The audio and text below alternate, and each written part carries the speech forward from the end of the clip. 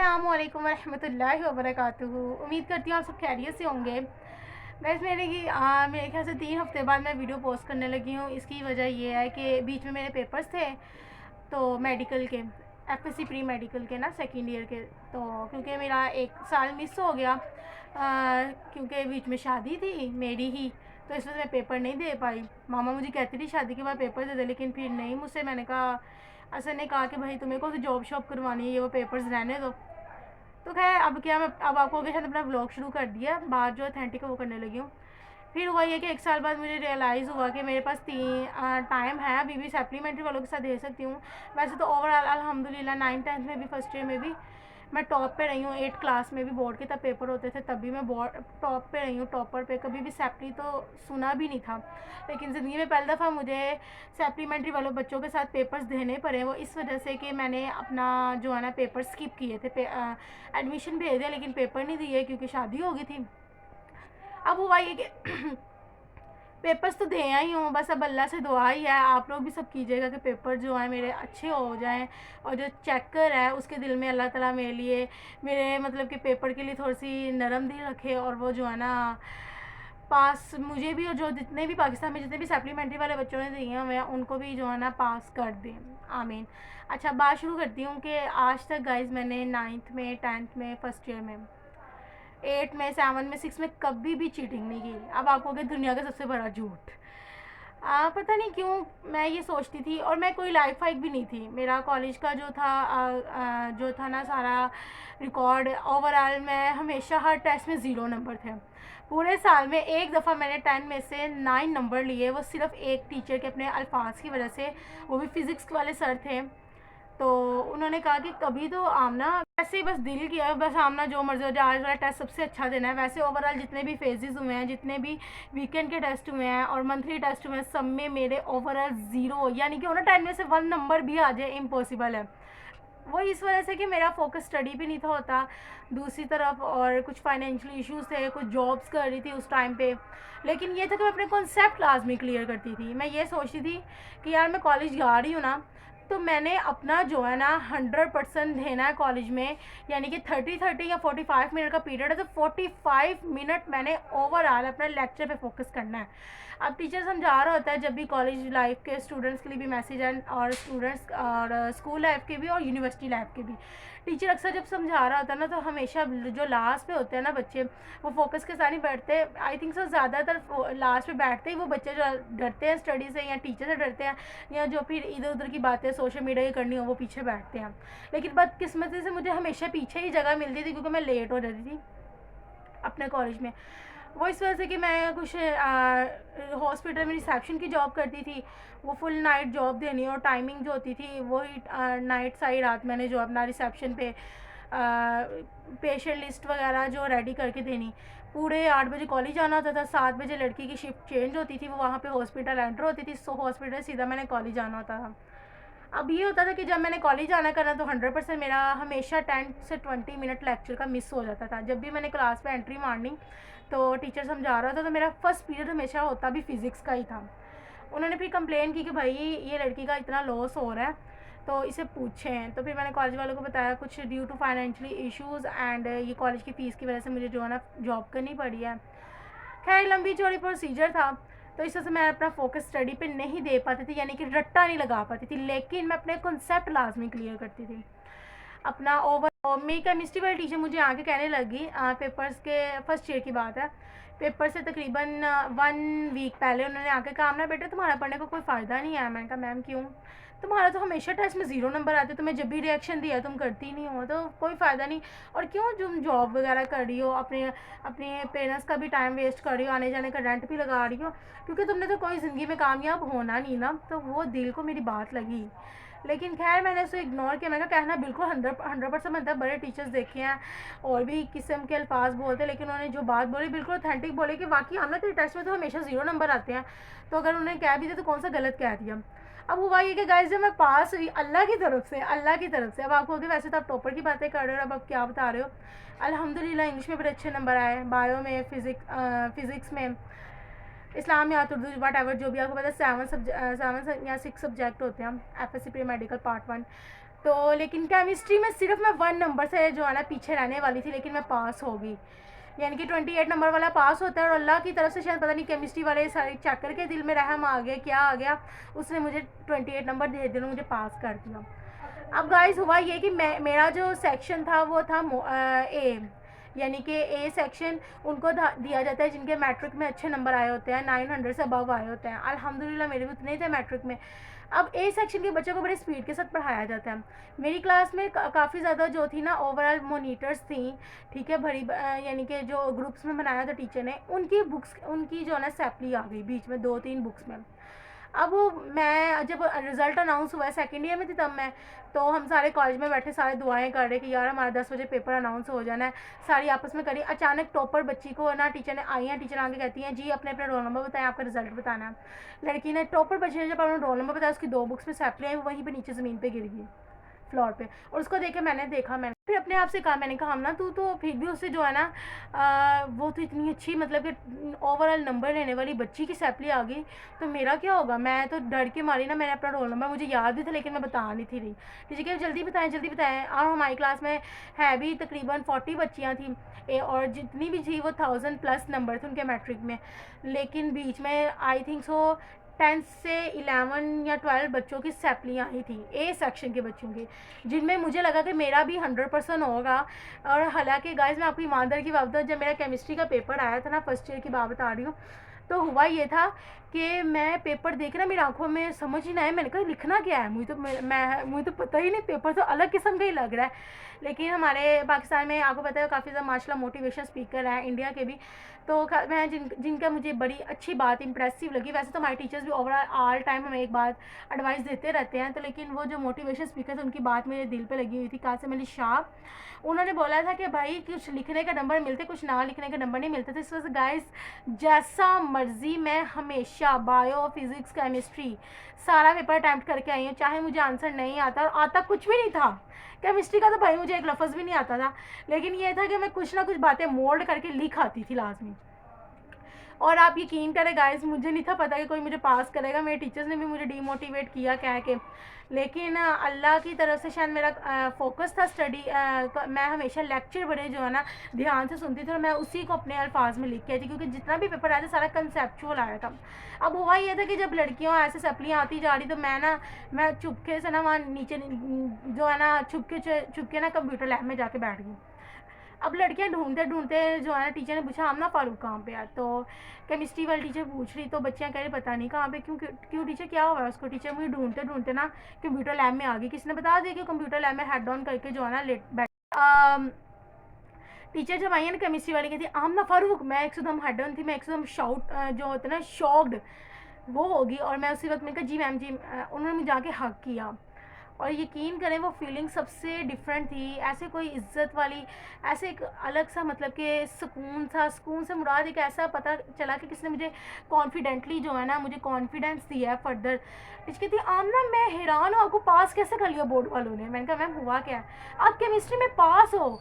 मैं वहीं पे केमिस्ट्री क्या ओवरऑल हर सब्जेक्ट में पास हो, और आपका तो हमेशा, और यकीन करें गाइस मैं झूठ नहीं बोल रही, अब इतनी सी बात के लिए कसम नहीं खानी चाहिए, लेकिन यकीन करें गाइस मेरा पूरा साल एक भी टेस्ट ऐसा नहीं था जिसमें 10 में से 1 नंबर भी आया हो, लेकिन अल्लाह का शुक्र है हर सब्जेक्ट में मैं पास होगी।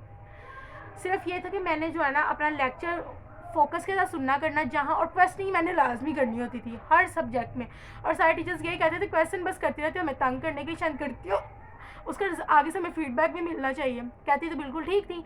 अब मुझे रट्टा नहीं था लगाना आता, इससे मैं पेपर्स में जो मैंने कॉन्सेप्ट थे मेरे माइंड में वो लिखा है, और अल्लाह का शुक्र मैं पास हो गया। अब गाइस सेकंड ईयर की बात बताती हूँ, लेकिन मैंने आज तक चीटिंग नहीं लगाई, चीटिंग करने की हिम्मत ही नहीं हुई।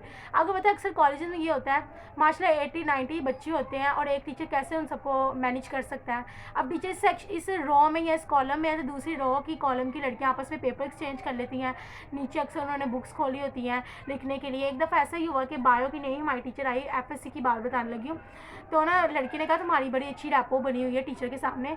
उन्होंने कहा कि भाई ये बच्ची बड़ी अच्छी लायक फाइक है, तो क्योंकि क्वेश्चनिंग बड़ी करती है, तुम जो है तुम्हें टेस्ट नहीं आता। मैं कहा यार मुझे एक लफ्ज़ भी नहीं आता, क्यों तैयारी नहीं थी कि मैंने कहा नहीं। उन्होंने क्या उसे क्या बताती कि मैं ऐसे जॉब्स वगैरह कर रही हूँ, कुछ फाइनेंशियल इशूज़ हैं ये वो, तो ना उसने कहा मैं तुझे बुक खोल के देती तो इधर से देख के लिख ले। लेकिन गाइस यकीन करें झूठ नहीं बोलूँगी, मैंने एक लफ्ज़ तक नहीं देखा और मैं टेस्ट में ऐसे ही खड़ी हो गई। हुआ ये कि मैंने टेस्ट में 0 नंबर मुझे आ गया। दो टेंशन तो होती थी हर रोज़ ही, हाँ ये भी टेस्ट है ये भी टेस्ट, लेकिन कभी करके नहीं गई है, मैं झूठ बोलूँ।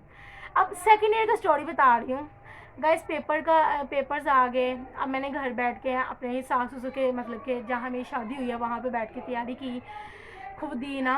उस 1 माह अकेडमी रखी, लेकिन उसके बाद मैंने खुद तैयारी की। मैं पेपर्स देने गई, यकीन करें हिम्मत ही नहीं पड़ी चीटिंग करने की। सकती थी, इतनी नहीं थी, है भी थी, लेकिन चीटिंग करने की हिम्मत है ही नहीं थी मेरे अंदर। अब हुआ ये कि अल्लाह का शुक्र है, जो होंगी मैंने फर्स्ट ईयर में छोड़ी थी उससे डबल ट्रिपल जो है ना मैंने अपने से बातें जो है ना, अब चाहे मेरी वीडियो शायद चेकर के पास चली जाए, लेकिन खैर मैं तो वेल। हुआ ये कि बायो का जो पेपर आया ना वो देख के मैं फुल जो है ना शॉक्ड हो गई। लेकिन जो है ना सबसे इम्पोर्टेंट बात यह है कि लिखा लाजमी, मैंने कुछ ना कुछ लिख के लाजमी आई। बायो में हो सकता था कि पता है आपको, हमेशा कभी भी आपकी फ्रेंड के साथ आपका रोल नंबर नहीं आता, डिफरेंट रोल नंबर होते हैं, तो लड़के आपस में ग्रुप बना लेती भाई आपस में हम जो है ना एक दूसरे के साथ थोड़ा सा शेयर करेंगे, अगर सुपरिटेंडेंट जो है ना आगे चली जाएगी तब। अब हुआ ये कि मैंने बायो में भी लिखा, फिजिक्स में भी लिखा, केमिस्ट्री की मैं आपको स्टोरी बताने लगी हूँ। केमिस्ट्री में क्या होगा, अब आपको क्या आप हमें अपने से रिलेटेड बातें क्यों बता रहे हो। इसमें एक बहुत बड़ी इंफॉर्मेटिव बात छुपी हुई है जो मैंने आपके साथ शेयर करनी है। गाइस हुआ ये कि जब मेरे पास बायो का पेपर आया ना तो वो सारा मतलब कि समझ ही ना आए कि जैसे अगर मेरे से रिलेटेड कोई और लड़की होती ना वो कहती यार ये तो हमने पढ़ा ही नहीं। एंड में हमेशा कॉलेज वालों को कह देते हैं भाई इन्होंने तो हमें पढ़ाया ही नहीं, या अकेडमी वालों को कह देते हैं। तो जिसको मर्जी आप बोलो, लेकिन वो जो टाइम है ना आपके जो 3 आवर्स या 2 आवर्स है वो बहुत इंपॉर्टेंट है। उस पर आप देखो कि आपका पूरा साल डिपेंड करता है, उस पर आपकी एफर्ट डिपेंड करती है, रोज़ाना जाना, अकेडमी, स्कूल की फ़ीस, ये वो। और हम क्या करते हैं, अभी हम जाएंगे टीचर को पकड़ लेंगे कि आपने तुम्हें याद ही नहीं करवाया। और भाई तुम लोग कुछ लिखो तो सही। तो हुआ ये कि मेरे साथ भी कुछ ऐसा ही हुआ। पेपर देके मैं फुल शॉक्ड हो गई कि भाई मैं इतनी दिन रट्टे मारे लिखा ये वो, लेकिन आया क्या। अब मैं क्या उस टाइम पे बैठ के सोचती हूँ कि मेरे साथ गज़ियाती हुई ये हुई वो। अक्सर स्टूडेंट्स इस चीज़ का रोना रोते हैं, लेकिन जो भी है वो जिन्होंने दिया है वो कौन सा हमारे टीचर के कुछ लगते हैं, उन्होंने भी कॉन्सेप्चुअल ही दिया। कभी भी पेपर आउट ऑफ सिलेबस नहीं आता, लेकिन वो बातें इस तरह से करके पूछते हैं। अब बस हुआ ये कि जब मैंने पेपर देखा तो मैं तो फुल जो है ना मेरे चारों तरफ रोशन हो गए बायो का देख के। अब मैंने बायो में जो था मैंने अपने माइंड के सारे कॉन्सेप्ट से रिलेटेड कुछ ना कुछ लिखे लाजमी। तब भी मैंने चीटिंग करने का सोचा ही नहीं, क्योंकि टीचर था, सुपरिटेंडेंट था, लेकिन फिर भी बच्चों को थोड़ा बहुत, इतनी सख्ती नहीं थी, लेकिन फिर भी जो है ना बच्चों को थोड़ा बहुत मौका मिल जाता। लेकिन लास्ट पेपर में तो आखिर हो गई, कोई भी इतनी सख्ती नहीं थी। बच्चों ने इवन कैसा किया हुआ था कि आपस में एक दूसरे को पेपर दिए हुए थे, और हम सारे बैठे हुए थे। पेपर शुरू होने से पहले टीचर ने कहा भाई आप तिलावत करो। तो 4 लड़के मेरे साथ थे, उन्होंने आपस में ग्रुप बनाया था, मुझे भी ऐड किया कि भाई हम एक दूसरे को केमिस्ट्री का बताएंगे, क्योंकि अक्सर बच्चों के ना केमिस्ट्री में लाजमी सैप्ली आती है। तो एक लड़की पंजाब कॉलेज से थी, एक वो वाले बीकन हाउस स्कूल से थी। आपको पता है बीकन हाउस स्कूल कितना एक्सपेंसिव है, पंजाब कॉलेज तो बस हद से ज़्यादा 2 से 3 लाख तो भैया उनकी फ़ीस है, साफ सी बात है। और एक बच्ची गवर्नमेंट कॉलेज की थी, और एक बच्ची जो कि मैं खुद थी जिसने खुद घर बैठ के तैयारी की हुई थी। अब हुआ ये कि भाई सबने प्लानिंग बना, मौका मिला चीटिंग करने का। लेकिन मैंने ये सोचा, क्योंकि अक्सर ये होता है कि भाई हमारे जो इर्द गिर्द कोई भी आजकल के दौर में कोई भी मुखलिस नहीं होता है, इवन कि अपने ही सगे दोस्त जो होते हैं ना वो आपके साथ गलत कर जाते हैं। तो इस वजह से पेपर में तो ये आपका पूरा साल है ना, तो सबसे पहली बात तो भाई स्टूडेंट्स को ये मेरा मैसेज है कि अपने माइंड से कॉन्सेप्ट निकाल दें, कोई आपकी हेल्प करेगा। जो तो बिल्कुल 100% जिसको आता है ना वो तो कभी भी आपकी हेल्प नहीं करेगा, साफ सी बात है। तो आप अपने माइंड में बात लाते ही क्यों है, जो आपने इधर उधर पूछना अपने माइंड से कुछ ना कुछ करके लिख डालो। मेरे साथ भी ऐसा हुआ, केमिस्ट्री का पेपर बहुत मुश्किल था, यकीन करें मुझे ना पहला क्वेश्चन से लेकर लास्ट तक क्वेश्चन कुछ भी नहीं आता था, लेकिन फिर भी मैं ऐसे लिख रही थी जैसे सारी दुनिया से ज़्यादा मुझे आता है। अब मेरे इर्द गिर्द 4 लड़कियाँ थी, चारों लड़कियों को ऐसे लगे कि भाई इससे बड़ा कोई लाइक फाइक है नहीं। उन्हें मैं क्या बताती हूँ, मुझे खुद जो है ना मैं लिख रही हूँ, बस मैं ये देख रही हूँ कि मेरा टाइम गुजरता जा रहा है। जो मैंने आपसे पूछ के और जो मैंने उससे पूछना, मैं इतना बता दूँ कि हमारा माइंड बहुत गलत होता है, भाई हम इससे पूछेंगे हमें सही बताएगा, वो भी अपने से कोई ना कोई तुक्के बता रहा होता है। तो इस वजह से पहली बात है पेपर में किसी के साथ भी लॉयल नहीं होना, अपना पेपर खुद करना है, कुछ ना कुछ अटैम्प्ट लाजमी करना है। सेकंड बात ये कि हुआ ये कि जब मैं लिख रही थी ना तो मेरे साथ आपस में सारी लड़की आपस में पूछ रही ये वो, जब पीछे थोड़ा सा हिलता था आगे पीछे तो तब, अदरवाइज़ नहीं। तो हुआ ये कि लड़कियों ने आपस में एक दूसरे का पेपर भी एक्सचेंज किया। अब एक लड़की थी, उसमें ना वो बिल्कुल लिखती जाती थी मेरी तरह। उसने मुझसे पूछा कि भाई मुझे ना इस क्वेश्चन की आयोनाइजेशन है, इसकी जो है ना आगे फर्दर टाइप्स है, मुझे उनके नाम बता दो। तो मैंने उसकी बात सुन के ना उसको देखा, मैं उसको क्या बताती कि यार मुझे क्वेश्चन नहीं आता, मैंने अपने से ही बोंगी छोड़नी है कोई ना कोई। अब मैं वो जो बोंगी मैं खुद छोड़ूंगी, चेकर तो एक ही होगा। उसने कहना कि इसकी और इसकी बात मैच है, 100% वो हम दोनों को चीटिंग वाला समझेगा। इस वजह से मैंने उसको क्या बताती ना, मुझे एग्जैक्ट आता था, इस वजह से मैंने उसको इग्नोर किया। उसको देख के फिर मैं अपना लिखना शुरू कर दिया। गाइस हुआ ये कि वो लड़की बहुत ज़्यादा लाइक फाइक थी, पेपर लिखती जाती थी, ठीक है। एंड पे हुआ ये कि जब उस रॉ से सारे पेपर पकड़ लिए गए, मेरी रॉ की बारी आई, तो मैंने उस लड़की से ना हुआ ये कि जब मैंने सारा पेपर अटैम्प्ट कर लिया, प्रेजेंटेशन दे दी, मेरा लास्ट क्वेश्चन रह गया, तो मैंने पहली दफ़ा ज़िंदगी में हिम्मत मार के उसे पूछ ही लिया। मैंने कहा यार मुझे आयोनाइजेशन की टाइप्स बता दोगी। आई थिंक सो मुझे नहीं था, मेरे माइंड में ना जब उसे पूछ के मैंने जब दोबारा उसकी शक्ल देखी, मैंने कहा यार ये तो वही लड़की जिसने मुझसे सेम ही क्वेश्चन किया था, पूछा था मुझसे इस सवाल कि भाई मुझे सवाल बता दो। लेकिन मैंने कहा मुझे नहीं आता, और बाकी मुझे नहीं आता, तो मैंने इससे दोबारा पूछा ना। लेकिन उसने मुझे एज इट, यकीन करें गाइस, उसने मुझे 4 टाइप्स के नाम बताए, उसकी फर्दर एग्जांपल बताई, सिंस ट्रांस की एग्जांपल बताई, जो मेडिकल के स्टूडेंट को पता होगा क्या है। और यकीन करें बिल्कुल ठीक, और उस लड़की को भी किसी ने आगे बताया था। अब यकीन करें मैं जल्दी सामने सुपरिटेंडेंट पेपर पकड़ा है और मैंने जल्दी से वो क्वेश्चन नोट डाउन किया जो उसने मुझे बताया, रिएक्शन लिखा, और यकीन करें इतनी देर में टीचर ने मुझसे पेपर खींच लिया। मेरे मार्कर के ढक्कन खुले हुए थे, बॉल पेन के ढक्कन, उसको बंद करते अपनी रोल नंबर स्लिप कवर करते करते वो लड़की वहाँ से जा चुकी थी। यकीन करें गाइस, मैं वापस आई, असद बाहर मेरा वेट कर रहे थे। वो 2 घंटे का पेपर था, क्योंकि आने जाने का भी 1 घंटा लगता है, तो मेरा बाहर ही वेट कर रहे होते हैं, पेपर देके कब आएगी तो कब हम जाएंगे घर से लेके जो है ना सेंटर तक का।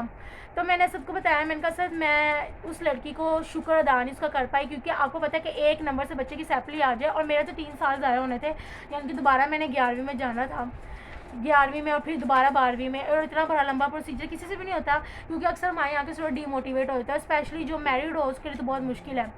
अब हुआ ये कि मैंने उसको बताया कि उस लड़की ने मुझसे इस तरह से क्वेश्चन किया, उसको मैं बता नहीं पाई कि यार मुझे वाकई क्वेश्चन नहीं आता, या उसका मैं शुक्र अदा नहीं कर पाई, क्या पता उसकी वजह से मुझे 4 नंबर मिल जाए और मैं पास हो जाऊँ। तो गाइज़ कभी कभार ना हमारे इर्द गिर्द ऐसे बच्चे होते हैं जो हमें हमारी इस तरह की प्योर ऐसी लॉयल्टी वाली हमारी हेल्प कर देते हैं बोर्ड टाइम पे, और हालांकि अपना भी खर्चा होता है, क्योंकि अगर रिस्ट्रिक्शन मिल जाए कि भाई 3 साल के लिए कहीं पेपर नहीं दे सकता तो कहीं नहीं दे सकता, क्या पता उसके लिए मैं पास हो जाती। तो अगर आप वो लड़की अगर मेरी वीडियो देख रही है तो भाई उसकी तो उस लड़की का शुक्र अदा करती हूँ, मैंने पेपर जो दिया। और उसके अलावा अगर आपके साथ भी कोई ऐसा, हालांकि मेरी कोई फ्रेंड नहीं थी, मैं उसे जानती भी नहीं थी, और उसने मुझसे हेल्प मांगी लेकिन मैं उसकी नहीं की, क्योंकि मुझे खुद नहीं था आता, लेकिन मैं उसको एक्सप्लेन नहीं कर पाई। तो गाइस हमारी ज़िंदगी में ऐसे मोमेंट्स आते हैं, वो चाहे हमारे हस्बैंड वाइफ की रिलेशनशिप है, चाहे माँ बेटी के हैं, चाहे स्टूडेंट्स के हैं, चाहे टीचर और जो है ना आपस में क्लास फेलोज़ के हैं। हम कभी कभार उस टाइम बोलते नहीं हैं, उसका किसी भी बंदे का एहसान जो उसने हमारे पे किया तो उसका शुक्र अदा नहीं करते हैं, और शायद उसकी वजह से हमारी काफ़ी ज़्यादा लाइफ में चेंजिंग आ सकती है।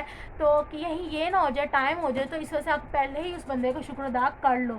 अब वो लड़की तो चली गई मेरे हाथ से, लेकिन मैं दिल से उसका शुक्र अदा करना चाहती थी कि भाई उसने मुझे इतनी लॉयल्टी के साथ मुझे एक क्वेश्चन बताया, और यकीन करें कभी पूछा नहीं और उसने मुझे बताया, तो यकीन करें मुझे बड़ा अच्छा लगा, और उसने बिल्कुल ऑथेंटिक 100% आंसर सही बताया था। तो मैं आपको ये बताना चाह रही हूँ, इससे मेरी स्टोरी से आपको क्या लेसन मिलता है कि अपना कॉन्सेप्ट फर्स्ट ऑफ ऑल पहले क्लियर करें, किसी से भी उम्मीद ना रखें चीटिंग की। और कभी कभार आपकी लक होती है कोई आपको बता दे, और अगर कोई आपको बता दे वो भी बोर्ड के पेपर में, तो उसका लाजमी शुक्र अदा करें, क्योंकि आप उसकी वजह से अगर आपको 1 नंबर ही मिल जाता है तो आप पास हो जाते हो, तो ये बहुत बड़ी बात है। उम्मीद करती हूँ आपके साथ मैंने आज ये इतनी इंफॉर्मेटिव बातें शेयर की, छोटी छोटी। आपको अच्छी लगेगी अपने मोबाइल में जितने भी कॉन्टैक्ट नंबर हम सबके साथ शेयर कीजिएगा, लाइक कीजिएगा, सब्सक्राइब कीजिएगा, मुझे पॉजिटिव कमेंट कीजिएगा, ताकि मुझे आपके कमेंट से मज़ीद मोटिवेशन मिल सके और मैं आपको फर्दर जो है ना इस तरह की छोटी छोटी बातें बता सकूँ। ओके, जल्ला।